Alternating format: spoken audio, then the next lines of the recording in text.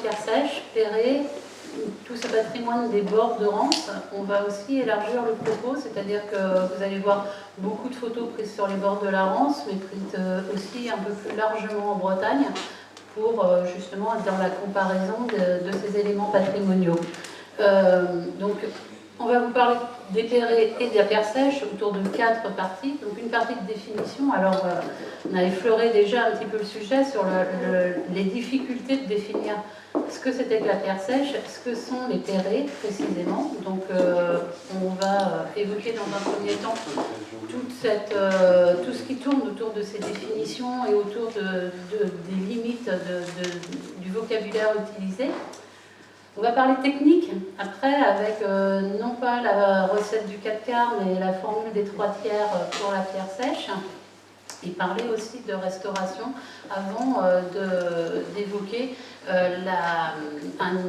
une opération qui va commencer tout prochainement autour justement du sujet. C'est-à-dire que cette conférence n'est pas un point d'aboutissement d'une connaissance sur un sujet, mais bien le point de départ d'une démarche patrimoniale qu'on va lancer là dans les toutes prochaines semaines sur la vallée de la Rance et qui va se prolonger, on l'espère, dans les années à venir sur la thématique de la pierre sèche, plus largement sur le territoire du parc et sans doute plus largement aussi en Bretagne. Donc, qui nous sommes d'abord pour commencer. Je m'occupe effectivement du service de l'inventaire du patrimoine. L'inventaire du patrimoine, c'est une compétence et une mission qui a été créée par André Malraux en 1964, qui était destinée à avoir une photographie du patrimoine national à un moment juste l'après-guerre, où les formes traditionnelles d'architecture et les formes traditionnelles de vivre, d'une façon générale, étaient remplacées par des matériaux et des formes génériques d'architecture. Donc, il a lancé sur le territoire national un certain nombre de personnes chargées d'observer à la fois des historiens de l'art, des bénévoles aussi, et également des photographes pour dresser justement cet état des lieux de ce monde qui se transformait. Plus de 50 ans après, on est toujours là. Donc le service de l'inventaire en Bretagne est un des plus anciens au niveau national, puisque c'est en Bretagne qu'a été créé l'inventaire en même temps qu'en Alsace en 1964. Mais c'est depuis la loi de 2004 une des compétences de la région. Donc à l'inventaire, nous sommes un service régional. Nous travaillons sur le territoire du futur PNR Rance Côte d'Émeraude depuis de nombreuses années et notamment depuis 2009, enfin depuis le transfert effectif des services de l'État à la région. Il y a une opération qui est en cours et qui est menée par Véronique Aurin, qui est je ne sais pas où dans la salle là-bas, que certains d'entre vous doivent connaître. Et Véronique termine actuellement, vous voyez que la carte est quasiment intégralement coloriée, et il y a déjà eu un certain nombre de publications sur le patrimoine balnéaire, sur les manuelières, donc des publications thématiques, mais elle travaille actuellement sur une synthèse à l'échelle du territoire qui sortira l'année prochaine, dans le deuxième semestre 2020, et le travail qui est réalisé permet aussi de nourrir la charte du PNR et d'apporter des éléments à la constitution du futur parc naturel régional. Un des éléments, enfin, il y a de nombreuses thématiques qui sont développées dans ce travail, mais notamment toute une thématique et tout un travail autour de l'insertion de l'architecture et du bâti dans les paysages, et les Perrets viennent s'articuler justement sur cette thématique. Donc la conférence de ce soir, on l'a pensée à 2 voix, avec Georges Lemoine de l'association Pièce Braille, que je vais laisser se présenter. Et l'intérêt, c'est d'avoir vraiment 2 regards complémentaires sur ces objets, à la fois nous, notre regard de l'inventaire, et puis son regard plus technique. Bonjour à tous, merci. Donc Thiès Braise, c'est une association de 1975 qui œuvre pour la sauvegarde et la protection et la connaissance du patrimoine bâti et des paysages de Bretagne historique à travers 4 grands axes, comme vous pouvez le voir enfin 3 grands axes. On peut en réunir certains, mais c'est-à-dire la sensibilisation au patrimoine bâti via des conférences, des publications. La transmission de savoir-faire, on est organisme de formation 93, si je ne dis pas de bêtises, et via du conseil et de l'accompagnement pour les porteurs de projets qui effectuent de la réhabilitation, restauration de bâtis anciens. Voilà. Alors, l'atterrissage, donc vous avez dit, définition, on va en parler tout à l'heure. C'est un sujet qui a beaucoup fait parler de lui l'année dernière, puisque la technique de la pierre sèche a été classée en décembre 2018 au patrimoine mondial de l'UNESCO. Alors, quand on dit que c'est la technique, c'est-à-dire au titre du patrimoine culturel immatériel, il ne s'agit pas, ce ne sont pas les éléments patrimoniaux, ce ne sont pas les pierrets sur le territoire qui sont classés au patrimoine mondial de l'UNESCO, c'est bien la technique, le fait d'assembler les pierres selon la technique de la pierre sèche. Et donc, on va essayer d'évoquer ça. Alors, sur la table à l'entrée, certains d'entre vous ont pu trouver, j'ai mis une petite fiche avec justement la description et c'est justement pas une définition, mais la présentation de l'inscription à l'UNESCO. Et on va voir donc, que c'est une technique à la fois millénaire et totalement d'aujourd'hui, qu'elle a de nombreuses fonctions d'aménagement, de protection, d'organisation des pentes, etc. À la différence de nombre d'architectures, eh bien c'est des éléments qui sont souvent très difficiles à dater. Voilà, il n'y a pas de mode dans la construction de pierre sèche, il n'y a pas de formes architecturales qui sont identifiables.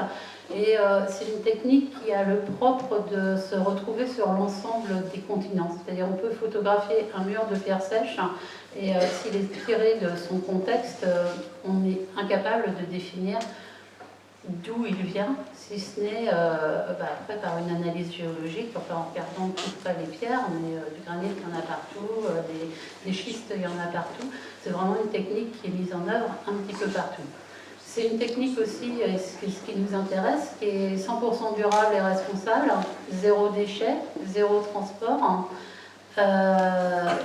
qui traditionnellement était totalement participative et on peut dire vertueuse dans le sens où tout se recycle et tout se transforme et tout se remet en œuvre.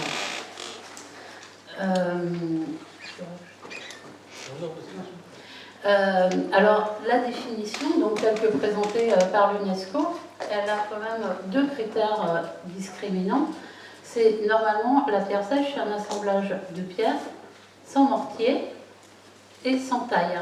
C'est-à-dire que c'est simplement des pierres qui sont relevées. Ceci dit, dans la réalité des faits, et notamment quand on va se promener sur les bords de Rance et qu'on regarde vos perrets et l'ensemble des maçonneries, mais on voit que très rarement elles sont brutes, c'est-à-dire souvent il y a un équarrissage minimum sur la pierre. Et souvent il y a aussi une forme de collage minimal, enfin un collage à la terre. Alors ceci dit, la définition de l'UNESCO dit quand même, si ce n'est parfois de la terre sèche pour les assemblages. Donc on va explorer ces deux limites, deux critères discriminants qui ne sont pas si simples. En bas, en insiste, vous avez une photo de Cusco. Vous voyez qu'il y a de la taille quand même, c'est indéniable, ça fait partie de la terre sèche, mais c'est indéniable. Et la photo du port Saint-Hubert à Plouer, en fait, dans les appellations, les quais maçonnés, parfois on les appelle aussi des perrets, et voilà, enfin des quais maçonnés avec des pierres taillées. Et donc, entre les deux types de maçonnerie qui sont présentés, on a deux formes complètement différentes. Celle qui est au premier plan, évidemment, il y a de la colle et il y a de la pierre taillée, mais voilà, derrière il y a de la pierre sèche, on parle des perrets en même temps. Enfin, tout ça, c'est donc des définitions à explorer. Donc souvent, ce qui va être à l'initiative de tout ça, c'est le matériau. Et donc on a une activité d'épièrrement qui est probablement aussi vieille que l'agriculture, puisque pour cultiver les terres à l'attraction animale ou humaine, il faut nécessairement retirer les pierres. Donc là on voit un tas d'épièrement en bord de champ, et donc c'est le matériau qui va générer l'architecture. Voilà, du tas de pierres au mur, on commence par un tas de pierres et puis progressivement on va arriver sur un mur. Là vous avez deux exemples de murs de pierre sèche où on est plus proche du tas de pierre que d'un vrai art de la maçonnerie, de l'assemblage, de l'appareillage. Et une fonction d'aménager et délimiter l'espace. On est souvent sur des parcellaires qui sont petits, et donc on profite de la ressource en cailloux aussi pour délimiter les espaces. Et en même temps qu'on délimite les espaces, eh bien c'est le moyen d'aménager des pentes également. Et donc les constructions de murs en terrasse, eh bien, on en retrouve aussi bien sûr sur les bords de la Rance. Et ici cette photo de la cale de Jouvente montre bien les 3 nivellements successifs qui permettent d'implanter des activités humaines, de circuler en aménageant la pente. Une des particularités justement du territoire ici, c'est bien l'implantation littorale. Et l'implantation littorale favorise, surtout sur les côtes bretonnes, un grand nombre de pierres disponibles. Donc un petit peu partout, on construit ces murets de défense littorale. Donc à d'autres endroits du territoire, on les appelle des murets, on peut les appeler des perrets. Donc on est encore à la limite de l'assemblage de pierres. Une des fonctions justement de ces murets, ils servent à la fois à se défendre contre l'eau qui monte, mais ils permettent aussi de protéger les terres arables, justement, on peut le voir par le bas, et on le voit également par le dessus, et donc ils permettent de protéger les terres arables de cette érosion, et en même temps d'accroître les surfaces arables, puisque quand on a un terrain en pente, si on le remonte artificiellement en mettant une protection, on gagne quelques mètres de plus de surface cultivable. C'est le cas sur ces perrets qu'on a commencé à repérer sur le lance de Saint-Magloire à Pleudien. Donc on les a cartographiés, on voit bien l'articulation avec les parcelles. Ceci dit, on peut se demander aujourd'hui pourquoi il y a ces interruptions, comment fonctionnent ces interruptions aussi. Est-ce que réellement il n'y en avait pas, il n'y en a plus, ils ont disparu, ils n'ont jamais été là. Voilà, tout ça, ça reste un petit peu à explorer. Clairement, ces constructions de murets ici par rapport aux terres arables, ce qu'on retrouve au niveau de l'expression, voilà, ça reste à creuser au niveau de la datation, mais globalement ce qu'on disait c'était que c'était les propriétaires des parcelles agricoles qui construisaient un muret pour le protéger en période de chômage agricole. Eh bien, on élevait des pierres, on élevait un muret pour protéger ces terres arables. Comme on protège les terres arables, on protège également les habitations. Donc toujours à Saint-Magloire, le petit muret de protection du village, visiblement là dès le XVIIIe siècle. Et Saint-Suliac aussi, on voit bien les murets également sur cette carte postale ancienne, les murets de protection du village sur le long du littoral. Donc ces implantations, clairement, elles sont conditionnées par la topographie. Donc quand on a des terres arables, eh bien, on va protéger ces terres arables en remontant des murets. Quand on a des villages, des écarts, des hameaux, on vient les protéger également avec un muret de protection pour se préserver des effets des hautes eaux.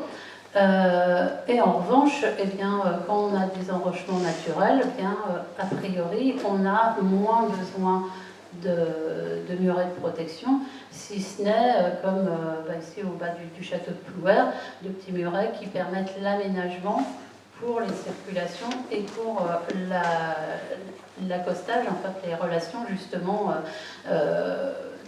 d'interaction terre-mer. On revient sur les questions de définition.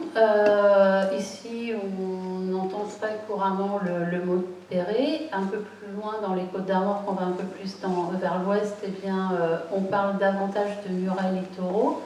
Dans le vocabulaire architectural, un perret, c'est une construction qui a un fruit qui est maçonné, et voilà, donc qui pourrait ressembler davantage à ce qu'on voit sur la cale de Dinard ici. Et donc, on a une typologie assez variée de types de maçonnerie voilà, qui peuvent se retrouver dans ce champ de murets, littoraux ou perrés. Donc, en fait, on a redessiné, rassemblé ici 3 types de maçonnerie. La maçonnerie à double parement, la maçonnerie simple, enfin avec un simple parement appuyé sur la terre, et la maçonnerie avec un fruit, c'est-à-dire une inclinaison, et les pierres elles-mêmes qui ne sont pas posées horizontalement sur des lits horizontaux, mais en biais. Mais ça, Georges en parlera plus longuement tout à l'heure. La définition entre le simple parement et le double parement, normalement, un perré, c'est un simple parement, c'est que normalement, si on enlève la terre qui est derrière, le mur il tombe, alors que quand il y a un mur à double parement, il tient tout seul. Donc je disais tout à l'heure, la technique de la pierre sèche, alors juste je reviens en arrière, vous voyez qu'il n'y a pas, enfin, dans le schéma, il n'y a pas de mortier, on le reverra tout à l'heure. Donc le fait qu'il n'y ait pas de mortier, et Georges le développera vraiment tout à l'heure, bah, facilite justement toutes ces interactions terre-mer. Donc on va retrouver l'utilisation de la pierre sèche pour des quais, des cales bien sûr, autour de cales qui sont simplement enherbées.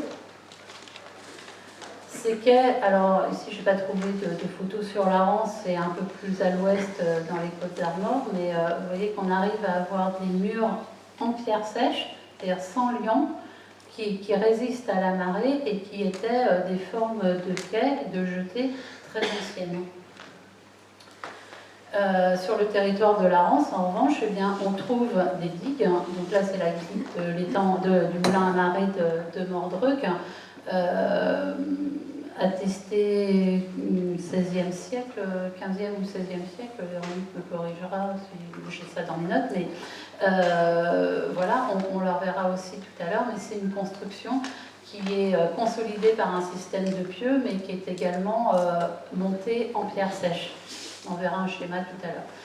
Autre forme d'utilisation de la pierre sèche sur le littoral, ce sont les pêcheries. Alors, c'est des types de construction, alors c'est pareil, c'est pas sur la Rance, sur le territoire de la Rance, mais un petit peu plus loin, que quand on est au niveau du sol, on ne repère pas, il faut prendre un petit peu de hauteur pour les voir. Et vous voyez que ces constructions, ce sont des formes assez primitives en fait, et qui sont impossibles à dater réellement telles qu'elles le sont. Il y a des travaux archéologiques et celle-là, justement, elle serait datée de la fin du Haut Moyen-Âge ou de la fin de l'Antiquité. Il pourrait même y en avoir des encore plus anciennes qui remonteraient au néolithique. Une autre utilisation très ancienne de la pierre sèche, qui a complètement disparu du territoire de Rance, mais qui préalablement était très présente, c'était celle qui consistait à avoir des systèmes d'ancrage pour les bateaux. Et il en reste un exemple en Bretagne qui est un des derniers exemples européens. Je crois qu'il reste 2 ou 3 exemples en Scandinavie autrement. Donc là, c'est le port de Guinségal à Ploua. Mais il y en avait à Port-Salle et il y en avait très vraisemblablement avant sur la Rance aussi, de ce type de construction, donc avec des troncs d'arbres et racines qui étaient fichés en terre, consolidés par des petits monticules de pierre sèche. Je vous disais, donc des formes d'architecture très anciennes, difficilement datables, puisque les formes les plus anciennes de construction, c'était les formes les plus anciennes d'architecture sont des architectures funéraires. Donc là, c'est un exemple pris à Perros-Guirec, mais il y a de nombreux exemples de construction, pas forcément mégalithiques, mais en tout cas préhistoriques en Bretagne, en pierre sèche. Et à Monténeuf, dans le Morbihan, eh bien, on reconstitue, enfin là ce sont des ateliers avec des enfants, mais il y a encore des formes anciennes de ce type de construction. Et ce type d'architecture, là on a des maisons de douaniers qui ont disparu, qui étaient à Saint-Michel-en-Grève, mais qui auraient pu aussi bien être construites dans l'Antiquité qu'au XVIIIe ou au XIXe siècle, avec exactement les mêmes formes de mise en œuvre. Voilà donc pour ce panorama des différentes utilisations, fonctions et autour de la pierre sèche. Et on va donc passer à la partie plus technique de c'est quoi réellement la pierre sèche. Merci. Du coup, on voit bien un tiers de pierre, un tiers de vide et un tiers de savoir-faire. C'est une petite boutade, mais ces trois éléments, en tout cas, sont indispensables dans la construction des murets en pierre sèche, on va le voir. Tout d'abord, la pierre, hein, je vous l'ai dit tout à l'heure, c'est le matériau un peu qui va conditionner beaucoup d'éléments du muret de pierre sèche. Donc là, c'est la pierre. C'est une carte géologique de la Bretagne, comme vous pouvez le voir, hein, on a une très grande diversité géologique en Bretagne, la présence de schiste, de grès, de granit, un grand nombre de pierres comparativement à d'autres régions. On est sur l'ancien massif armoricain, hein, donc on est au cœur de l'ancienne montagne, et donc avec beaucoup de typologies de pierres différentes, et qui vont du coup impliquer une grande diversité d'apparence, en tout cas des ouvrages en pierre sèche, et sachant que c'est toujours, hein, le matériau est toujours local, hein, lorsqu'on parle de bâti ancien. Du coup, on va s'adapter aux matériaux dans la construction de ces murs. On voit par exemple au milieu la construction avec des murs qui sont presque, pas encore, mais presque du galet. Hein, on voit des pierres qui ont été roulées un peu, hein, qui sont arrondies, ou alors des pierres qui peuvent être plus ou moins anguleuses en fonction de là où on les trouve et des conditions géologiques qui les ont formées. C'est voilà, un art paysan, hein, qui s'inscrit dans les paysages littoraux et ruraux. Faut bien s'imaginer qu'avant le remembrement, on avait des parcellaires qui pouvaient être petits, voire qui paraîtraient complètement ridicules aujourd'hui. Hein. Dans certains secteurs, on pouvait avoir des parcelles qui ne dépassaient pas 20 mètres sur 20 mètres. Donc on avait une présence de murets qui était probablement autrement plus importante que ce qu'on peut voir aujourd'hui. C'est d'ailleurs ce qu'on retrouve sur certaines photos du début du siècle et sur cette peinture. Et donc avec une présence très importante des murets. Donc le facteur, Elisabeth en parlait tout à l'heure, hein, c'est un facteur discriminant pour la pierre sèche, taille ou pas taille. Donc là, c'est des exemples qui ont été pris sur la Rance, où on voit clairement, alors on n'est pas sur de la pierre de taille, hein, bien entendu, mais on est quand même sur des moellons qui ont été équarris. On voit notamment les chaînages d'angles qui sont très bien appareillés et qui ont probablement eu un petit équarrissage.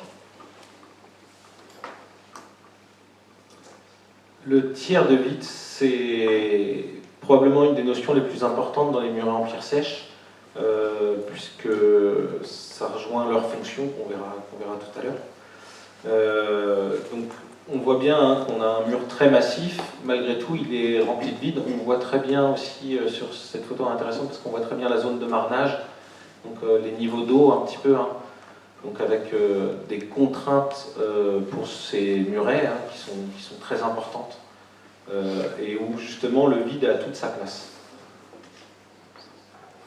Alors voilà, on parle de pierre sèche, hein, mais en réalité, c'est le cas ici sur le bord de la Rance, dans beaucoup de cas, la pierre est montée sans mortier, justement pour jouer un rôle avec l'eau, à savoir, à chaque marée, vous avez de la pénétration d'eau dans les murets, et à chaque descente de marée, il faut que l'eau puisse se retirer très vite également, pour ne pas exercer de poussée sur les ouvrages et pas les endommager. De la même façon, hein, ce que je disais. Et puis de la même façon, on est souvent sur des murs de soutènement, donc avec beaucoup de charge derrière. L'absence de mortier permet à l'eau de s'évacuer très vite sans exercer de poussée sur l'ouvrage. Donc voilà, hein, donc on voit la stratégie des jardins un peu en terrasse. Donc c'est aussi limiter l'estivage des terres arables pour continuer à les exploiter. Donc il faut pouvoir purger l'eau sans pour autant perdre la terre. L'objectif. Donc voilà, la même stratégie hein, pour un bief de moulin. On a des mouvements d'eau qui sont très importants, donc des poussées qui pourraient être potentiellement importantes si on avait une maçonnerie qui était ourdée, qui était très fermée. Le fait qu'elle soit très ouverte permet la purge de l'eau des terrains limitrophes. On a un peu la même stratégie dans les fours à pain. Hein. Souvent les parements extérieurs sont en pierre sèche pour purger l'eau, alors là sous forme de vapeur, et puis pour aussi supporter les déformations structurelles qui sont importantes du fait des conditions de pression qui sont très importantes. Donc quelque part ça permet une plus grande mobilité, entre guillemets, une plus grande souplesse des ouvrages en pierre. Et bien sûr, toujours la même stratégie hein, par rapport à l'eau, dans tout ce qui est lavoir, fontaine, puits, routoir, tout ce qui est le patrimoine lié à l'eau. La particularité sur ce type de construction, notamment pour les routoirs, donc les routoirs servaient au rouissage du lin et du chanvre, donc une activité qui était très polluante puisqu'elle mobilise l'oxygène de l'eau, donc l'eau pourrit en même temps que la plante se dégrade, et pour éviter la contamination de cette eau dégradée à l'extérieur, en fait la maçonnerie du coup est garnie d'un noyau d'argile qui en même temps assure l'étanchéité de la construction. Mais c'est ce qu'on retrouve aussi souvent dans les puits, dans les fontaines, etc. C'est-à-dire que tout à l'heure on vous disait sur la définition au départ que la pierre sèche c'était sans mortier, c'est sans mortier, mais parfois justement avec cette introduction de terre, et c'est ce qu'on va voir notamment pour les murs talus. Voilà, là, encore une fois, ça rejoint ce que vous disait Elisabeth au départ. On touche peut-être encore une fois la limite de la définition de la pierre sèche. Donc on a vu hein, pour l'UNESCO, la définition était un peu floue avec l'utilisation de terre sèche dans la pierre sèche. Et de la même façon, la Fédération française de la pierre sèche, elle, a exclu toute forme de mortier, qu'il soit avec ou sans liant, dans les ouvrages en pierre sèche. Ce qui exclurait de fait tout ce qui est murs talus, qui eux sont la plupart du temps ourdés à la terre arable, hein, à la terre végétale, pour assurer le maintien, et du coup on est vraiment à la frontière. De mon point de vue, on est encore dans des technologies de pierre sèche entre guillemets, puisque le mortier n'a pas vocation du tout à coller la pierre, hein, de toute façon c'est un peu toujours pareil avec la pierre, c'est l'appareillage qui fait la solidité du mur et non le mortier. Et l'enjeu, dès qu'on est en proximité, on vous a dit que justement c'était une technique qui était particulièrement adaptée à toutes les interactions terre-eau. Et l'enjeu, dans un certain nombre de cas, je peux le savoir avec les routoirs, est bien d'assurer l'étanchéité. Donc compte tenu du nombre, de la concentration de moulins à marée notamment, et d'équipements liés au marnage en anse, eh bien, il y a un certain nombre de digues qui sont justement pensées et conçues par rapport à ces questions d'étanchéité. Donc clairement ici, celle-ci est maçonnée, avec un liant, alors que la digue de Mordreux que je vous présentais tout à l'heure, clairement c'est une construction en pierre sèche, donc si on la regarde d'un peu plus près, alors elle est fortement dégradée, hein, mais en fait on a 4 pieux en largeur, enfin 4 séries, 2 ici, puis il y en a 2 autres de l'autre côté, donc, et les séries de pieux, qui enserrent en fait une zone dans laquelle il y a un empierrement médian, une couche de terre par-dessus, et puis par-dessus il y avait un enrochement, enfin des pierres fichées en terre qui assurent donc la solidité, qui permettent de circuler à l'ensemble. Bon, aujourd'hui tout est enherbé, il reste juste quelques parties qui affleurent en période de hautes eaux, mais on est quand même sur une construction initialement en pierre sèche. De la même façon, hein, ce que je disais. Et puis, de la même façon, on est souvent sur des murs de soutènement, donc avec beaucoup de charge derrière. L'absence de mortier permet à l'eau de s'évacuer très vite sans exercer de poussée sur l'ouvrage. voilà, hein, donc on voit la stratégie des jardins un peu en terrasse. Donc c'est aussi limiter le lessivage des terres arables pour continuer à les exploiter. Donc il faut pouvoir purger l'eau sans pour autant perdre la terre. L'objectif.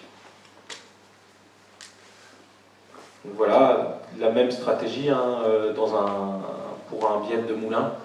On a des mouvements d'eau qui sont très importants, donc des poussées qui pourraient être potentiellement importantes si on avait une maçonnerie qui était ourdée, qui était très fermée. Le fait qu'elle soit très ouverte permet la purge de l'eau des terrains limitrophes.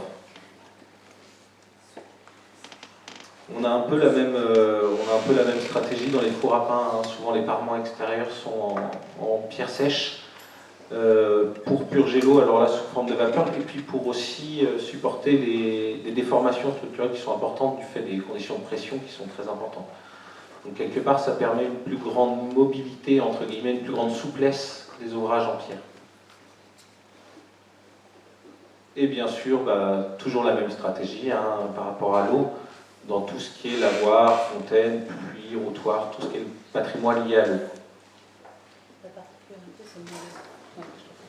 La particularité sur ce type de construction, notamment pour les routoirs, donc les routoirs servaient au rouissage du lin et du chanvre, donc une activité qui était très polluante puisqu'elle mobilise l'oxygène de l'eau, donc l'eau pourrit en même temps que la plante se dégrade, et pour éviter la contamination de cette eau dégradée à l'extérieur, en fait la maçonnerie du coup est garnie d'un noyau d'argile qui en même temps assure l'étanchéité de la construction. Mais c'est ce qu'on retrouve aussi souvent dans les puits, dans les fontaines, etc. C'est-à-dire que tout à l'heure, on vous disait sur la définition au départ que la pierre sèche c'était sans mortier, c'est sans mortier, mais parfois justement avec cette introduction de terre, et c'est ce qu'on va voir notamment pour les murs talus. Oui, voilà, là, encore une fois, ça rejoint ce que vous disait Elisabeth au départ. On touche peut-être encore une fois la limite de la définition de la pierre sèche. Donc on a vu hein, que pour l'UNESCO, la définition était un peu floue avec l'utilisation de terre sèche dans la pierre sèche. Et de la même façon, la Fédération française de la pierre sèche, elle, a exclu toute forme de mortier, qu'il soit avec ou sans liant, dans les ouvrages en pierre sèche. Ce qui exclurait de fait tout ce qui est murs talus, qui eux sont la plupart du temps ourdés à la terre arable, hein, à la terre végétale, pour assurer le maintien, et du coup on est vraiment à la frontière. De mon point de vue, on est encore dans des technologies de pierre sèche entre guillemets, puisque le mortier n'a pas vocation du tout à coller la pierre, hein, de toute façon c'est un peu toujours pareil avec la pierre, c'est l'appareillage qui fait la solidité du mur et non le mortier. Et l'enjeu, dès qu'on est en proximité, on vous a dit que justement c'était une technique qui était particulièrement adaptée à toutes les interactions terre-eau. Et l'enjeu, dans un certain nombre de cas, je peux le prévoir avec les routoirs, est bien d'assurer l'étanchéité. Donc compte tenu du nombre, de la concentration de moulins à marée notamment, et d'équipements liés au marnage en anse, eh bien, il y a un certain nombre de digues qui sont justement pensées et conçues par rapport à ces questions d'étanchéité. Donc clairement ici, celle-ci est maçonnée avec un liant, alors que la digue de Mordreux que je vous présentais tout à l'heure, clairement c'est une construction en pierre sèche, donc si on la regarde d'un peu plus près, alors elle est fortement dégradée, hein, mais en fait on a 4 pieux en largeur, enfin 4 séries, 2 ici, puis il y en a 2 autres de l'autre côté, donc, et les séries de pieux, qui enserrent en fait une zone dans laquelle il y a un empierrement médian, une couche de terre par-dessus, et puis par-dessus il y avait un enrochement, enfin des pierres fichées en terre qui assurent donc la solidité, qui permettent de circuler à l'ensemble. Bon, aujourd'hui tout est enherbé, il reste juste quelques parties qui affleurent en période de hautes eaux, mais on est quand même sur une construction initialement en pierre sèche.